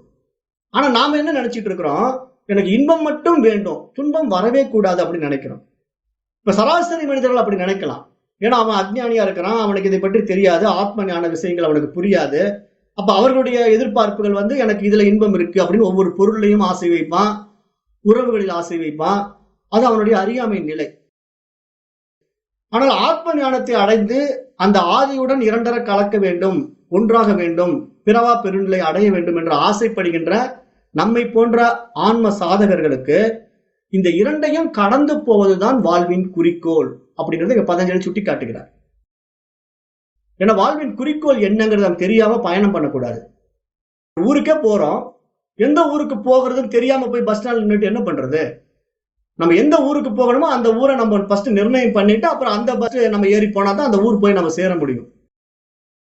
அப்ப அது மாதிரி குறிக்கோள் என்பது நமக்கு தெளிவாக இருக்க வேண்டும். அந்த குறிக்கோளை நோக்கி நம்முடைய செயலும் நடைமுறையும் இருந்தாக வேண்டும். ரெண்டும் ஒரே மாதிரி இருக்கணும். அது இல்லாம குறிக்கோளும் செயலும் மாறினா என்ன ஆகும்? அந்த இலக்கை நம்ம அடைய முடியாம போயிடும். அப்ப இன்பமும் துன்பமும் இருக்கும் வரை மனம் சஞ்சலித்துக் கொண்டே இருக்கும், அதாவது சலனம் அடைந்து கொண்டே இருக்கும். இதுதான் இருமைகள் அப்படிங்கிறது புரிஞ்சு கொள்ளணும். ஏன்னா இருமை இல்லா நிலை, இருமைகளற்ற நிலை. ஏன்னா ஒரே இறைவன் பலவாறாக பரிணமிப்பதன் காரணம் என்ன? அறிவாக இருக்கின்றவன் மனமாக மாறும்போது அநேகனாக மாறிவிடுகின்றான். ஒரே ஏக்கன் அநேகனாகி விடுகிறான். ஆனா இறைவனுடைய நிலைத்தன்மை என்ன? ஏக்கன் மட்டும்தான், ஒருவன் மட்டும்தான். அப்ப அந்த ஒரு நிலைக்கு, அந்த அறிவு நிலைக்கு நம்ம பயணம் பண்ணணும். நம்ம அநேகமாக இருந்து கொண்டிருந்தா அதையும் இதையும் பிடிச்சிட்டு இருந்தோம்னா எதுலையுமே திருப்தி அடைய மாட்டோம். புரிதல் இல்லாம பயணம் பண்ணுவோம். இன்பம் மட்டும் வேணும்னு அடம் பிடிப்போம். அப்ப இது நடைமுறைக்கு சாத்தியமாகுமானா சாத்தியமாகவே ஆகாது. அப்ப துன்பத்திலிருந்து என்ன பண்ணும்? துள்ளிக்கொண்டு வெளியே வர முயலும். இந்த மனசு துன்பத்தை தாங்க முடியாம துன்பத்திலிருந்து துள்ளிக்கொண்டு வெளியே வர முயலும். இன்பம் பிடித்து போய் என்ன ஆகும்? அதிலேயே அழிந்து கிடக்கும். ஒவ்வொரு மனசு பாத்தீங்கன்னா ஒரு விதமான இன்பம் பிடிச்சு போகும். ஒருத்தருக்கு பெண் போகம் பிடிச்சிருக்கும், ஒருத்தருக்கு பொருள்கள் மீது பற்று விட முடியாம இருக்கும். அப்ப இததான் கைவல்ய நவநீதம் சொல்லுது. பொன்னிலம் மாதர் ஆசை பொருந்தினர் பொருந்தார் உள்ளம் அப்படின்னு கைவல்ய நவநீதம் சொல்லும். பொன்னாசை, பெண்ணாசை, மண்ணாசை அப்படிங்கிற ஆசையில போய் மனசு சிக்கிக்கும், அதுலயே அழுந்திக்கும், அதுல இருந்து வெளியே வராது. அப்ப இந்த சூழலில் இருந்து எப்படி விடுபடுவது, எப்படி வெளிப்படுவது? அதுதான் இந்த சூத்திரம் சொல்லுது. இன்பம்தான் நமது குறிக்கோள் என்றாலும் கூட துன்பம் கூடவே வரும் என்பதை நாம் புரிந்து கொள்ள வேண்டும். அப்படி என்றால் வாழ்வின் குறிக்கோள் இந்த இரண்டையும் கடந்து செல்வது அப்படிங்கறத நம்ம நல்லா புரிந்து கொள்ளணும். இப்ப கடப்பது என்றால் என்ன, கடந்து செல்வது என்றால் என்ன? இப்ப இன்பமும் துன்பமும் இல்லாத வாழ்க்கை எப்படி இருக்கும்? அது ஒரு வாழ்க்கையா அப்படின்னு நம்ம கேள்வி கேட்டோம்னா திருப்பி சூத்திரத்துக்குள்ளதான் போகணும். பதஞ்சலி முனிவருடைய சூத்திரம் தான் அதை சுட்டி காட்டுது. என்ன சொல்றாருன்னா, இப்ப இந்த இன்ப துன்பங்களை நாம் எப்படி அனுபவிக்கிறோம் அப்படின்னு நம்ம ஆழ்ந்து யோசனை பண்ணி பார்த்தோம்னா, நம்முடைய புலன்களாலும் மனதாலும் தான் அனுபவிக்கிறோம். இந்த இன்ப துன்பங்கள் எப்படி நம்மளால அனுபவிக்க முடியுது அப்படின்னா, நம்ம இடத்துல இருக்கிற 5 புலன்கள் இருக்கு பாருங்க. கண், காது, மூக்கு, நாக்கு அப்படின்ட்டு. இதன் மூலமாகத்தான் நம்ம இன்ப துன்பங்களை அனுபவிக்கிறோம். அது எப்படி இந்த மனசானது என்ன பண்ணுது அப்படின்னா, ஒரு லட்டு சாப்பிடணும்னு ஆசைப்பட்ட உடனே அந்த லட்டு நாக்கின் வழியாக சுவைத்து அனுபவமாக்குது. அப்ப நாக்குங்கிற ஒரு புலன் இருந்தா தான் அந்த மனதிற்கு லட்டினுடைய சுவையை அனுபவமாக்க முடியும். டைரக்டா மைண்ட் லட்டை சாப்பிட்றாரு. ஆனா அந்த லட்டு சாப்பிடணுங்கிற ஆசை யாருக்கிட்ட இருந்து வந்தது? நாக்கு கிட்ட இருந்து வந்துச்சா? நாக்கு எங்க லட்டு சாப்பிடணும் நம்ம கிட்ட சொல்லிச்சா என்னைக்காவது? என்னைக்குமே நாக்கு லட்டு சாப்பிடணும்னு சொல்லாது. மனசுதான் ஆசைப்படுது லட்டு சாப்பிடணும்னு. அப்ப மனசு லட்டு சாப்பிடணும்னு ஆசைப்பட்ட உடனே அந்த லட்டை தயார் பண்ணி நாக்கு தான் சாப்பிடுது, மனசு சாப்பிடுறது இல்லை. ஆனா ஆசைப்பட்டது மனசு தானே அப்படின்னு பாத்தீங்கன்னா, மனசு டைரக்டா அனுபவிக்காம இந்த உடலை கொண்டு அனுபவிக்குது. இந்த உடலை கருவியாக கையாளுகிறது மனசு. அதனாலதான் மனம் சூட்சமோ, உடல் ஸ்தூலம். அதை நம்ம நல்லா புரிஞ்சுக்கணும். பரு உடல் ஸ்தூலத்துல இருக்கு, பார்வைக்கு தெரிகிறது. மனசு பார்வைக்கு தெரியல, சூட்சமா இருக்கு. அப்ப அந்த அடிப்படையில இந்த போகங்கள், நாம் அனுபவிக்கக்கூடிய சுக போகங்கள் எல்லாம் இந்த உடல் என்ற கருவை வைத்துக் கொண்டு மனம் கையாளுகின்றது. அப்ப இந்த புலன்களும் மனமும் எதனால் ஆனது? பஞ்ச பூதங்களால் ஆனது. 5 பூதங்களால் ஆக்கப்பட்டிருக்கிறது. 5 இந்திரியங்கள் கூட பஞ்ச பூதங்களால் தான் ஆக்கப்பட்டிருக்கிறது. பஞ்சேந்திரியங்கள் இருக்குல்ல, கண், காது, மூக்கு, நாக்கு, எல்லாமே எதனால் செய்யப்பட்டது? பஞ்ச பூதங்களால் செய்யப்பட்டது. அதை நம்ம நல்லா புரிஞ்சுக்கணும். அதுதான் இங்க இந்த சூத்திரத்துல அவர் சொல்றாரு. பிரகாச கிரியா ஸ்திதிசீலம் பூதேந்திரியாத்மகம் போகா அபவர்க்கார்த்தம் திருஷ்யம். இப்ப இங்க என்ன சொல்றாருன்னா, அபவர்க்கா அப்படின்னா விடுதலை பெறுவதற்காக. எதுல இருந்து விடுதலை பெற வேண்டும்? நம்ம ரொம்ப ஆழமாக சிந்தித்து பார்த்தால் புரியும். இந்த புலன்களுக்கு எந்த அறிவும் கிடையாது. இந்த புலன்களுக்கு ஏதாவது அறிவு இருக்கா? அதுதான் நான் ஏற்கனவே சொன்னேன். இதை சாப்பிடு அப்படின்னு நாக்கு சொல்றது கிடையாது, மனசுதான் சொல்லுது. லட்டு சாப்பிடணும் அப்படின்னு நாக்கு சொல்வது கிடையாது, மனசுதான் சொல்லுது. ஆனா இந்த உடல் என்ன பண்ணுது? கையில் அதை எடுத்து வாயில போட்டு நாக்கின் மூலமாக அந்த சுவையை அறிய உதவுகின்றது. அதற்காக நாக்கு தேவைப்படுகின்றது. இந்த மனசு என்ன பண்ணுது? அந்த புலன்கள் மூலமாக அனுபவித்து ஆனந்தப்படுகின்றது. இப்ப இந்த புலன்களை கட்டி மேய்ப்பது எது? இந்த மனசுதான். மனம் அல்லது புத்தி அப்படின்னு சொல்லலாம். அப்போ இந்த மனமானது என்ன பண்ணுது? அனைத்துக்கும் காரணமாக இருக்கின்றது. இந்த மனசுதான் எல்லாத்தையும் காரணமாக இருக்கிறது. அப்போ அந்த மனதை நாம் எப்படி கட்டுப்படுத்துவது? அதை நாம் எவ்வாறு கட்டுப்படுத்துவது? இப்ப புலன்களை வேணா எளிமையை கட்டுப்படுத்தலாம். ஏன் புலன்களை கட்டுப்படுத்துறது ஈஸி தெரியுமா? ஏன் புலன்களை கட்டுப்படுத்துறது ஈஸி அப்படின்னா, இப்ப நமக்கு லட்டு சாப்பிடணும்னு ஆசை வருது. கண்ணு முன்னாடி லட்டு பார்த்தா தான் அந்த ஆசை தோன்றும். கண்ணு வேணா பார்க்காம மறைச்சி வச்சிடலாம். இப்ப சுகர் பேஷண்ட் எல்லாம் இருக்காங்கன்னா, சுகர் பேஷண்ட்டுக்கு தெரியாம இனிப்பை வீட்டுல மறைச்சி வச்சிருவாங்க. பாத்திருக்கீங்களா? பெரும்பாலான வீட்டுல கண்ணு முன்னாடி ஸ்வீட்டை பார்த்தா அவர் விட மாட்டாரு, எடுத்து வாயில போட்டுருவாரு. அப்ப இந்த ஸ்வீட்டை நம்ம மறைச்சி வச்சிட்டோம்னா இவர் கண்ணுல பார்க்க மாட்டாரு, அதனால இவருக்கு சாப்பிடணுங்கிற அந்த அர்ஜி வராது, தோணாது அப்படின்னு மறைச்சி வச்சிருவாங்க. அப்ப ஒரு விஷயம் நமக்கு புரியுது, புலன்கள் ஈஸியா கட்டுப்படுத்திடலாம். கண்ணுல பார்க்காம விட்டோம்னா அது சாப்பிடணும் அந்த எண்ணம் வராது. ஆனா மனசு அப்படியா? யோசனை பண்ணி பாருங்க. கண்ணுல பார்க்கல, சாப்பிடாமயே இருக்கிறீங்க. ஆனா மனசு என்ன தெரியுமா சொல்ல? உள்ள இருந்துட்டு காட்டாமலேயே இருந்தா கூட அந்த லட்டு சாப்பிட்டா என்ன அப்படின்னு உள்ள இருந்து யோசனை பண்ணும். அந்த ஐஸ்கிரீம் சாப்பிட்டா என்ன அப்படின்னு உள்ள இருந்து யோசனை பண்ணும். அப்போ புலன்களை கட்டுப்படுத்துவது எளிது, ஆனால் மனதை கட்டுப்படுத்துவது மிக மிக கடினம். அப்ப அந்த மனசை நம்ம எப்படிங்க கட்டுப்படுத்துறது? இப்ப மனம் ஏதேனும் ஒரு வழியில் செயல்பட்டு கொண்டே இருக்கிறது இல்லையா? அது 3 வகையில செயல்படுதுன்னு இந்த சூத்திரத்துல சொல்றாரு. அது எப்படின்னா, பிரகாச கிரியா சித்தி அப்படிங்கிறாரு. பிரகாசம் அப்படின்னா ஒளி பொருந்தியதுன்னு பொருள். கிரியா அப்படின்னா செயல். கிரியான்னா செயல், கர்மம் அல்லது தொழில்னு நினைச்சுக்கலாம். ஸ்திதின்னா நிலைத்த, நிலையானது அப்படின்னு அர்த்தம். அப்ப இந்த 3 விஷயத்தை இங்க அவர் சொல்றாரு. பிரகாசம் என்றால் ஒளி பொருந்தியது அப்படின்னு அர்த்தம். இப்ப இந்த ஒளி பொருந்தியதுங்கிறத குணாதிசயங்களோட கம்பேர் பண்ண சொல்றாரு. இந்த சூத்திரத்துல கம்பாரிசன் பண்ண சொல்றாரு. அது எப்படி அப்படின்னா, இப்ப பிரகாச ஒளி என்பதை நம்ம எப்படி எடுத்துக்கணும் அப்படின்னா, சாத்வீக குணம், சத்துவ குணமாக பார்க்கணும். கிரியா என்றால் செயல், செயல் என்ன, ரஜோ குணமாக பார்க்கணும். அப்புறம் ஸ்திதி என்றால் என்ன, நிலையானது, நிலைத்து நிற்பது. அப்ப அது தமோ குணமாக பார்க்கணும். இப்ப இந்த 3 குணங்கள் தான் மனதிற்கு காரணம் அப்படின்னு இங்க பதஞ்சலி சுட்டி காட்டுகின்றார். மனம் செயல்படுவதற்கு எது காரணம் என்றால் நம்ம இடத்துல இருக்கிற இந்த 3 குணங்கள் தான். இப்ப இந்த குணம் எப்படி வந்தது அப்படின்னு நமக்கு தெரியும். ஏன்னா நம்ம வேதாந்த பாடம் படிக்கும் போது நம்ம படிச்சிருக்கோம். புருஷன்லிருந்து பிரகிருதி, பிரகிருதியிலிருந்து மகத், மகத்திலிருந்து 3 குணங்கள் வெளிப்பட்டன. சத்துவ குணம், ரஜோ குணம், தமோ குணம் என்ற 3 குணங்கள் வெளிப்பட்டன அப்படின்னு நம்ம வேதாந்த பாடத்துல படிச்சிருக்கோம். அப்ப இந்த 3 குணங்கள் தான் மனதை கையாளுகிறது. அதை நல்லா புரிஞ்சுக்கணும்.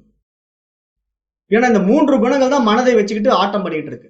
இப்ப ரஜோ குணம் மிகுந்து போச்சுன்னு வச்சுக்கோங்க, உடனே மனசு என்ன மாதிரி ஆடும் தெரியுமா? நல்ல சாப்பாடு, உடை, இசை, பார்ட்டி, ஊர் சுற்றுவது, பல இடங்களை போய் சுற்றி பார்ப்பது அப்படின்னு துடிக்கும். ஏன்னா மனதனுடைய ரஜோ குணம் உயர்வடைந்து விட்டா ஒரு இடத்துல நிலை கொள்ளாது. ஆட்டம், பாட்டம், கொண்டாட்டம் அப்படின்ட்டு ரொம்ப ஆட்டம் ஆடிட்டு இருக்கும். சாத்வீக குணம் மேம்பட்டு விட்டா ஒரு அமைதி, இந்த மாதிரி ஆன்மீக பாடங்களை படிப்பது, ஆராய்ச்சி, ஞானம் என்று உண்மையை நோக்கி தேடும். சத்துவ குணம் மேம்பட்டுடுச்சுன்னா அந்த உண்மையை நோக்கி மனசு திரும்பும். தமோ குணம் மிகுந்து விட்டால் தூக்கம், அசதி, சோம்பல் அப்படின்ட்டு எதுலையுமே ஒரு ஈடுபாடு இல்லாம மனம் போன போக்குல ஆட்டமாடும். இது மனதனுடைய குணாதிசயங்கள். மனதிற்கு 3 குணங்கள் இருக்கின்றன. சத்துவ குணம், ரஜோ குணம், தமோ குணம் என்ற 3 குணங்கள். இந்த 3 குணங்களுடைய ஆதிக்கத்தில் தான் இந்த மனம் செயல்பட்டு கொண்டிருக்கின்றது. இப்ப நம்ம இந்த 3 குணத்துல ஒரு குணம் உயர்ந்தாலும் நமக்கு தொந்தரவு தான் அப்படின்னு நேற்றே பார்த்தோம். நேற்றைய பாடத்திட்டத்தில் என்ன பார்த்தோம்? மிகினும் குறையினும் நோய் செய்யும் அப்படின்னு திருக்குறள் சொன்ன மாதிரி அது வாதம், பித்தம், ஸ்லேத்துமம், மிகினும் குறையினும் நோய் செய்யும். இங்க ரஜோகுணம், தமோ குணம், சத்துவ குணம் மிகினும் குறையினும் துன்பம் செய்யும் அப்படிங்கறத நம்ம தெளிவா புரிந்து கொள்ளணும். அது சமமாக இருக்கணும். அது ஒண்ணுக்கு ஒண்ணு முரண்பாடானா பிரச்சனை வரும். எப்படி? இப்ப இந்த 3 குணங்களும் வேறு வேறு சதவிகிதத்தில் கலக்கும் போது ஒவ்வொரு குணம் உண்டாகும். அந்த குணங்களை நம்ம சரி செய்யணும். சரி செய்யாம இப்ப நம்ம ஒரு குணத்தை மட்டும் போக்கஸ் பண்றோம்னு வச்சுக்கீங்களேன், பிரச்சனை ஆயிடும். எப்படின்னா இப்ப சத்துவ குணத்தை அதிகமா நீங்க போக்கஸ் பண்ணீங்கன்னா எதுலையுமே நாட்டம் இருக்காது. உலக வாழ்க்கையில இதுல நாட்டம் இல்லாம, தெரிந்து கொள்ள வேண்டிய விஷயங்கள் தெரிந்து கொள்ளாம அப்படியே ஒரு அமைதியை நோக்கி போய் போய் அது நம்முடைய நோக்கத்தையே மாத்தி விட்டுடும். கடைசியில வேறு மாதிரி ஒரு பாதைக்கு போயிடுவோம். அப்ப இது எப்படி இப்படி பதஞ்சலிங்க சொல்ல வர்றாருன்னா, இப்ப நம்முடைய விருப்பு, வெறுப்பு, ஆசை, கோபம், காமம், தாபம், ஏக்கம், எரிச்சல் எல்லாம் இந்த முக்குண சேர்க்கையால் வருகிறது அப்படிங்கிறாரு. இந்த 3 குணங்களுடைய சேர்க்கையால் வருகிறது. இப்ப இதை நம்ம கண்டுகிட்டு அவற்றில் எதை சரி செஞ்சால் நம்முடைய வாழ்க்கை நேராகும் அப்படிங்கிற அடிப்படையை நாம இங்க நமக்குள்ளேயே சுய ஆராய்ச்சி பண்ணணும். இப்ப புலன்கள் மூலமாக வருகின்ற இன்பங்களை அனுபவிப்பதன் மூலமாகத்தான் அவற்றில் தன்மையை நாம் அறிந்து கொள்ள முடியும். அந்த தன்மைகளை அறிந்து கொண்டு அந்த முக்குணங்களை மாற்றி நாம் அவற்றிலிருந்து விடுதலை பெற முடியும். அப்ப இவற்றிலிருந்து விடுதலை அடைவதுதான் நம்முடைய வாழ்வின் குறிக்கோள். இப்ப சிறையில் இருப்பவனுக்கு என்ன குறிக்கோளாக இருக்க முடியும்? சிறையை விட்டு விடுதலை ஆக வேண்டும் என்பதுதான் அவனுக்கு குறிக்கோளாக இருக்க வேண்டும். அது மட்டும்தான் அவனுடைய ஒரே சிந்தனையாக இருக்க முடியும். இப்ப நாம் அந்த மாதிரி என்ன பண்றோம்? இந்த மனம் என்ற சிறையில் சிக்கிக் கொண்டிருக்கின்றோம், மனச்சிறையில் சிக்கிக் கொண்டிருக்கின்றோம். அப்ப அந்த மனம் அப்படிங்கிற ஒரு சிறையிலிருந்து நம்ம விடுபட்டோம்னா தான் அறிவை நாம் அடைய முடியும், அறிவை நாம் அறிய முடியும். அப்ப அதை நம்ம நமக்குள்ள ஆராய்ச்சி பண்ணோம்னா தான் நம்ம என்ன பண்ண முடியும்? இந்த 3 குணங்கள் நம்மளை எப்படி ஆட்டி விக்குது, இந்த மனசு எங்க போய் சிக்கிக்கிட்டு இருக்குது, சோம்பேறித்தனமாவே இருக்குதா, எதையுமே படிக்க ஆர்வம் காட்ட மாட்டேங்குதா, இப்ப இந்த உபநிஷத்து படிக்க வர மாட்டேங்குது, சரி இந்த மந்திரங்களை சொல்லுன்னா சொல்ல மாட்டேங்குது, சரி மனதை தூய்மை பண்ணி விடுறதுக்காக பூஜையாவது பண்ணனா அது எனக்கு முடையா இருக்குது, செய்ய மாட்டேங்குது. அப்ப அது என்ன பண்ணிட்டு இருக்கு? தமோ குணத்துல சிக்கிக்கிட்டு இருக்கு அப்படின்னு நம்ம தெரிந்து கொள்ளணும். அதே மாதிரி வெளியே ஓடுது. கார் வாங்கணும், வீடு வாங்கணும், ஊருக்கு போகணும், உடை வாங்கணும், கல்யாணம் பண்ணிக்கணும், இந்த பதவி அப்படின்னு சொல்லிட்டு ஒரு வண்டியில் பூட்டிய மாட்டை சும்மா வச்சுக்கிட்டு இருக்க மாட்டாங்க. விரட்டி விரட்டி ஓட்டுவாங்க, அடிச்சு அடிச்சு ஓட்டுவாங்க. அது மாதிரி இந்த புலன்களும் மனசும் அந்த ரஜோ குணம் உள்ளவனை என்ன பண்ணும்? விரட்டி விரட்டி ஓட்டும். அப்ப அவன் ஓடிக்கிட்டே இருப்பான். நான் அதை பிடிக்க போறேன், இதை பிடிக்க போறேன், அப்படி ஆக போறேன், இப்படி ஆக போறேன் அப்படின்ட்டு பயங்கர வேகத்துல ஓடுவான். அப்ப அவனுடைய ஓட்டம் எதை காட்டுகிறது அப்படின்னா ரஜோ குணத்தினுடைய ஆதிக்கம் அதிகமாக இருக்கிறது அப்படின்னு நமக்கு தெரிஞ்சுக்கலாம். அப்ப இந்த ஓட்டம் இருக்கிறவன் என்ன பண்ணுவான்? புலன்களும் மனதையும் வெல்ல முடியாம அதன் பின்னாடியே ஓடி ஓடி வீணா போயிடுவான். அப்ப யார் நம்மளை மாதிரி ஆத்ம சாதகர்கள் வந்து மனதை கையாள்வது எப்படி அப்படின்னா, இந்த 3 குணங்களில் எது மேலோங்கி இருக்கிறதுன்னு கண்டுபிடிச்சு இந்த 3ஐயும் சமப்படுத்திக்க வேண்டியதுதான். இப்ப சத்துவ குணம் மேலோங்கினாலும் என்ன ஆயிடும்? மனசு வந்து ஒரு அமைதியை நோக்கி ஒடுங்குற மாதிரி இருந்தாலும் அது நிர்விகல்ப சமாதி நிலையில போய் சிக்கிக்கும். நிர்விகல்ப சமாதி நிலை கூட ஆகாதுங்கிறது தான் இங்க உயரிய நிலை. பதஞ்சலி முனிவரும் மிகப்பெரிய மகான்களும் யோகிகளும் என்ன சொல்றாங்கன்னா, சவிகல்ப சமாதி நிர்விகல்ப சமாதி ரெண்டுமே ஆகாது, சகஜ சமாதியில இருக்கணும். அப்ப நம்ம சவிகல்ப சமாதினா இந்த உலகில் விஷயங்கள்ல ஈடுபட்டுக்கிட்டு இருக்கிற மனம் வந்து அதை படிக்கிறேன் இதை படிக்கிறேன் அதுல போய் சிக்கி என்ன ஆகும், பாண்டித்யம் வந்துடும். எனக்கு அது தெரியும் இது தெரியும் அகங்காரத்துல ஆடிட்டு இருக்கும். நிர்விகல்ப சமாதியில எல்லாத்தையும் துறந்துடும். ஆனா எதுலையுமே ஈடுபாடு இல்லாம ஒரு இடத்துல போய் ஒடுங்கிடும். ஒடுங்கும் போது என்ன ஆகும்னா மனமற்ற நிலைங்கிறது உறக்கத்துல இருக்கிற மாதிரி போய் சூன்யத்துக்கு போயிடும். சூன்யத்துக்கு போனா என்ன, அங்க வந்து எதுவும் இல்லை, ஒன்றும் இல்லாத நிலைதான். ஆனாலும் அறிவு இருக்குங்கிறது தெரிஞ்சுக்க முடியாம போயிடும். ஏன்னா அந்த சூன்யம் என்பதை அறிவதே அறிவு தானே. அப்ப அந்த அறிவு எப்ப வேலை செய்யும், விழிப்பு நிலையில தான் வேலை செய்யும். விழித்து கொண்டவனுக்கு தான் அறிவு. தூங்கிட்டு இருக்கவனுக்கு அறிவு வேலை செய்யுமானா இல்லையா, அவன் யாருன்னே தெரியாம தூங்கிட்டு இருக்கான். ஆனா பெண்ணான்னு தெரியல, பணக்காரனா ஏழையான்னு தெரியல, வெளிநாட்டுல இருக்கிறானா இந்தியாவில் இருக்கிறானான்னு தெரியல, எதுவுமே தெரியாம தூங்கிட்டு இருக்கிறான். அப்ப அவனுக்கு எப்படி விழிப்புணர்வு இல்லாதனால ஒண்ணுமே அவன் அறிந்து கொள்ள முடியாது. அப்ப அந்த நிலையிலையும் போயிடக்கூடாது. தியானம் பண்றேன், நான் வந்து அப்படியே நிர்விகல்ப நிலைக்கு போயிடுறேன் அப்படின்னு போய் சிக்கிக்கிட்டவங்க எல்லாம் இருக்காங்க. அவங்க எல்லாம் மீண்டு வர முடியாது. காரணம் என்ன, மனதனுடைய ஒரு மோசமான நிலையில போய் சிக்கிக்கிறாங்க. அதாவது சத்துவ குணத்தில் மேலோங்கினாலும் அந்த குணம் மேலோங்கி விட்டால் துன்பம் வரும். அதே மாதிரி ரஜோ குணம் மேலோங்கி விட்டாலும் துன்பம் வரும், தமோ குணம் மேலோங்கி விட்டாலும் துன்பம் வரும். அப்ப இந்த 3 குணங்களையும் சமமாக கையாளக்கூடியவன் தான் இங்க புத்திசாலி, அவன் தான் விவேகி. அப்ப அந்த நித்திய அனித்திய வஸ்து விவேகம் உள்ளவன் உயர்ந்த நிலையை அடைகிறான். அப்ப நம்முடைய நோக்கம் என்ன, இன்பம், அந்த நிலையான இன்பம், மற்றவர்கள் எதிர்பார்க்கக்கூடிய இன்பம் அல்ல. மற்றவர்கள் என்ன எதிர்பார்க்கிறாங்க, இந்த பொருள்ல இன்பம் இருக்கு, அந்த பொருள்ல இன்பம் இருக்கு, இந்த உறவுல இன்பம் இருக்கு அப்படின்னு நினைக்கிறாங்க. அந்த பொருளினால் பாதிக்கப்படும் போது அந்த இன்பம் துன்பமாக மாறுகிறது, அந்த உறவுகளால் பாதிக்கப்படும் பொழுது அந்த இன்பம் துன்பமாக மாறுகிறது. ஆனால் என்றும் நிலையான இன்பம் நம்மை நாம் அறிவது ஒன்று மட்டும்தான். அப்ப நம்மை நாம் அறியும் போது நம்முடைய இன்பம் எப்படி ஆனந்தமா இருக்கும், அபரிமிதமாக இருக்கும். அது நம்ம எப்படி நாம் அறிகின்றோம், நம்முடைய இருப்பை நம்ம எப்படி தெரிஞ்சுக்கிறோம், அந்த சித்து அந்த அறிவு தான் சத்து என்பதை தெரிந்து கொள்கின்ற பொழுது அங்க ஆனந்தம் மலரும். அதுதான் சச்சிதானந்தம். அப்ப அந்த இருப்பு சத்து வந்து எப்படி தன்னை தெரிந்து கொள்ளும், சித்தின் வாயிலாக தெரிந்து கொள்ளும், அறிவின் வாயிலாகத்தான் அறிந்து கொள்ள முடியும். அப்ப தன்னுடைய இருப்பை அந்த அறிவின் வாயிலாக அறிந்து கொள்ளக்கூடிய அந்த அதி உன்னத நிலைக்கு தான் ஆனந்தம்னு பேரு. அப்ப அந்த ஆனந்த நிலையை நாம் அடைய வேண்டும், அதுதான் விடுதலை. அதை அடைவதுதான் நம் வாழ்வின் நோக்கம். இததான் மணிவாசக பெருமார் சொல்வாரு, புலனைந்தும் வஞ்சனையை செய்ய. திருவாசகத்துல அந்த 5 புலன்களும் எனக்கு வஞ்சனை செய்துப்பா, அதனால நான் உன்னை தெரிஞ்சுக்க முடியாம இருக்கிறேங்கிறாரு. புலனைந்தும் வஞ்சனைகள் செய்ய அப்படின்னு திருவாசகத்துல அவர் பாடும்போது நம்ம புரிந்து கொள்றது இல்லை. நம்ம என்ன பண்றோம், திருவாசகத்தை மனப்பாட பகுதி மாதிரி உட்காந்துக்கிறோம். உட்காந்துட்டு நானும் பாடுறேன் நீங்களும் கேளுங்கன்ட்டு கூட்ட கூட்டமா உட்காந்து பாடிக்கிட்டு இருக்கிறோம். ஏதாவது பலன் இருக்கிறதான்னா ஒரு பலனும் கிடையாது. அதை நல்லா புரிந்து கொள்ளுங்க. திருக்குறள் அழகா சொல்லுது, சுவை ஒளி ஊறு ஓசை நாற்றம் என 5 வகை தெரிவான்கட்கே உலகு. திருவள்ளுவர் அழகா எடுத்து சொல்றார். 5 விதமான குணங்களை சுட்டி காட்டுகின்றார். சுவை ஒளி ஊறு ஓசை நாற்றம் என 5 வகை தெரிவான்கட்கே உலகுங்கிறார். அப்ப நம்ம என்ன புரிந்து கொள்ளணும், இந்த உலகம் என்பது பஞ்சபூதங்களின் சேர்க்கை. அப்ப அந்த பஞ்சபூதங்களின் சேர்க்கையில இந்த உடல் உண்டாகி இந்த புலன்கள் வெளிப்பட்டு இந்த மனம் அதுல விளையாடிக்கிட்டு இருக்குது. அப்ப நம்ம இதுல இருந்து கொஞ்சம் விழித்துக் கொள்ள வேண்டும், மனதை கையாள கற்றுக்கொள்ள வேண்டும். அதுதான் இந்த யோக சூத்திரத்தோட மிகப்பெரிய சாராம்சமே. யோக சூத்திரம் எதை பேஸ் பண்ணி வருது, முதல் லைனா என்ன சொல்லுது, சித்த விருத்தி நிரோதகா யோகாங்குது. யோகம் என்றால் சித்தத்தில் விருத்திகள் இல்லாமல் செய்வதே யோகம் அப்படின்னு எடுத்த உடனே அடிச்சு சொல்லிடுது. அதை விட்டுட்டு நீங்க யோகான்னு சொல்லிட்டு வேற எதை செஞ்சாலும் அந்த உயர்நிலைக்கு போக முடியாது. ஏன்னா இந்த யோக சூத்திரத்தை எழுதிய ஆசிரியரே அந்த யோகம்னா என்னங்கிறதுக்கு டெபினிஷன் கொடுத்துட்டாரு, விளக்கம் கொடுத்துட்டாரு. அதுக்கு மேல நம்ம வேற என்ன செய்ய முடியும், வேற எதை செஞ்சாலும் பிரயோஜனப்படாதுங்கிறது நல்லா தெரிஞ்சுக்கொள்ளுங்க. அப்ப இந்த மனம் வந்து எப்படியெல்லாம் நம்மளை ஆட்டி படைக்குது, அந்த மன சஞ்சலங்கள், அந்த மன கிளேசங்கள், மன சலனங்களிலிருந்து நாம் விடுபடுவதற்கான ஒவ்வொரு வழிமுறையும் நமக்கு பதஞ்சலி முனிவர் சுட்டிக்காட்டி கொண்டே வருகிறார். இந்த சூத்திரத்திலும் நாம் ஒரு நல்ல தெளிவுக்கு வந்திருக்கிறோம். அடுத்த 19வது சூத்திரத்தை நாளைய வகுப்பில் பார்க்கலாம். இன்றைய வகுப்பை இத்துடன் நிறைவு செய்கின்றேன். நன்றி. ஓம் தத்சத்.